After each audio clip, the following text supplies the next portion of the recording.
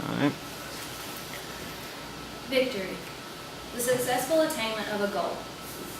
It can be a small goal, like passing a test, or maybe a large goal, like gaining a victory in a competitive sport, such as a state championship. But what would make these victories even more sweeter? Perhaps overcoming a major sports injury and working hard to surpass all of the obstacles that come with the injury in order to capture the victory. Our picture, the Situation Room, was captured 10 years after the largest injury that America has faced. The photo was taken by Pete Sosa, the official photographer of the White House.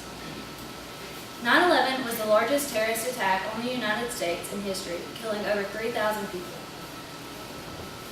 This began a 10-year-long mission to capture the leader of this terrorist attack, Osama bin Laden.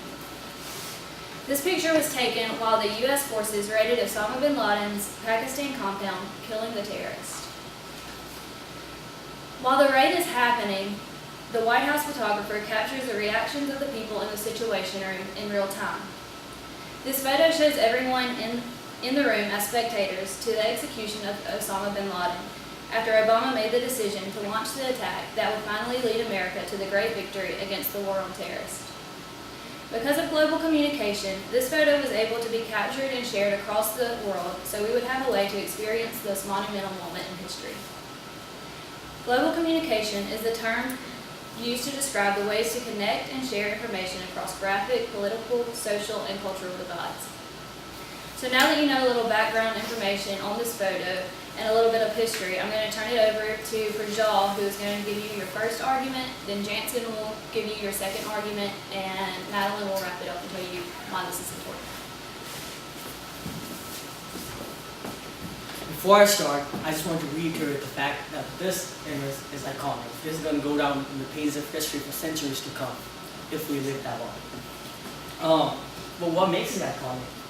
What is there in this photo that makes it so iconic, right?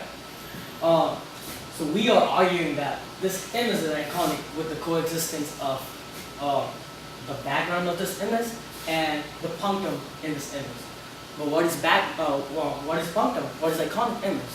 So punctum is emotion displayed in a photo that pierces the viewer's heart. An iconic image is an image that extends through different boundaries, different barriers, and conveys the similar meaning to different cultures and every viewer in the world. So let's talk about the first phase of my argument, that the background of this image makes this photo iconic. The background of this image, like Eric said, deals with the biggest terrorist of that time, Osama bin Laden. He was the leader of the world's deadliest terrorist group, Al-Qaeda. He was the poster boy of terrorism. Whenever someone said terrorism, the guy behind 9/11, his face would pop up. Al-Qaeda was responsible for several terrorist attacks throughout the world, not just in America, not just in the Middle East. He was responsible for bombing several U.S. embassies in Africa. He was responsible for instigating a lot of civil wars throughout the nation, in Afghanistan, in Pakistan, in Nigeria, Algeria, in different places of the world. But most importantly, like Eric said, he was the main person behind 9/11 attack, the biggest terrorist attack in U.S. history. So that's why the background was so important. All of these people were on manhunt for 10 years just to find that person. And finally, this was at the peak moment. They were trying to see whether or not they were going to succeed capturing or killing that person. Now, the second phase of my argument, the punctum. So, if this image was this look of them looking at each other or talking about something with like soda or water on the table with like not so serious expression, it will not be that eye-catching, would it? It will not be so amusing. It's all this like high officials like the Secretary of State, the President, the leader of the counter-terrorist department head. Like all of these people are looking at something so intently, so seriously. It must be something really important, right? That's what a lot of people will think, and that is something that makes this image so iconic. The then President Obama said that this had been his longest 40 minutes of his life ever. This was probably his monumental time in his career too. At this moment, he said that they were informed that one of the raid helicopter had crashed. So like this is the moment where they realized this raid might fail. They might not succeed. What if they did not succeed? Like it took them whole 10 years to find that person and get to there. And what if they did not succeed? And that emotion displayed here makes this image so iconic. At the same time, here Hillary Clinton is covering her mouth, and we see that it might be actually she's gasping about something like she has a serious expression. But as the body language experts actually sees is covering of her cough. So that's the stadium of the image. That's the truth value of the image. But the actual truth is that she's covering her cough. But what we see as an emotion is that she might be seeing something really shocking or something really important. That's what she's covering her face. And that's how both of these factors, the background and the punctum, comes into play to make this image so iconic. Now I'm going to pass it to Jansen to explain our second argument. So it's no doubt that this is a really collaborative effort. We can see in the unknowing person, which might have been one of you guys before we told you what's going on, you just see this group of presidential powers and political powers looking at something. And as Prajal talked about what they were looking at, and so did Erica, they're seeing that raid that's happening live time through global communication. We're able to see that.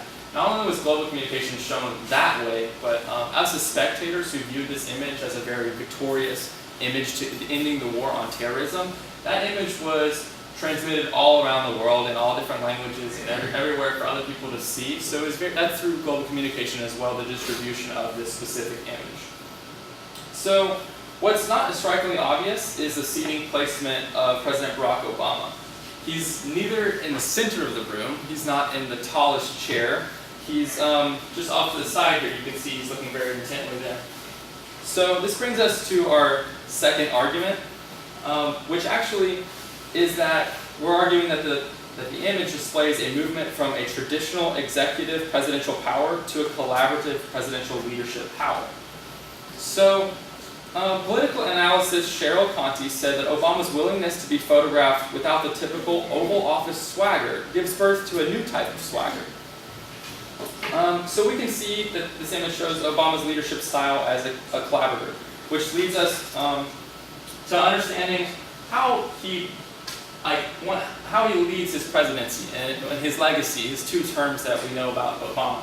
One thing that's specific to this room, it's called the Situation Room, which is the name of the image as well, but it's normally a 5,000 square foot room. It's just been sectioned off for this specific viewing of the raid.